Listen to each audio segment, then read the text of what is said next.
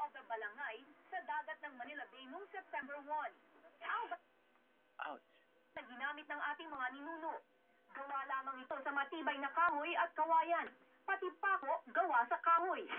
Ang orihinal na balangay ay muling ginawa para maglayag sa buong Pilipinas at ipaalala sa mga Pilipino ang kasaysayan sa dagat ng ating mga ninuno.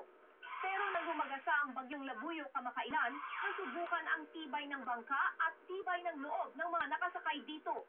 We decided ng sunod na araw, yung alon lumalaki na talagang maghanap kami ng lugar na makabigay ng proteksyon o shelter sa balangay. So nag-decide kami na papasok sa ilog.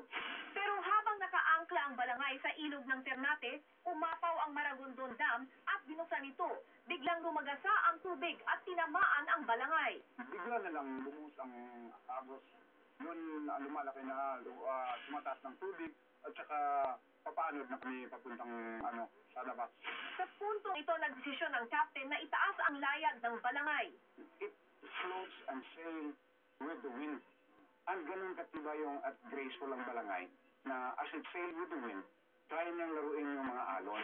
Mapadpad ang balangay sa Sandy Point, Cavite kung saan ito nakadaong ngayon. Hinihintay ng grupong gumanda ulit ang panahon bago sila muling maglayag. Andito tayo ngayon sa loob ng balangay at kung makikita niyo maliit lang ito at talagang hindi ka makakatayo dahil 3 meters lang ang taas nito at mga 3 meters lang din ang lapad ng balangay.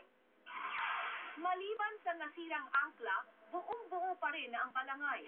Buo rin ang loob ng grupo na ituloy ang pag-ikot nila sa buong bansa at patunayang bumagyo man o umaraw, walang makakapagpatigil sa voyage of the balangay.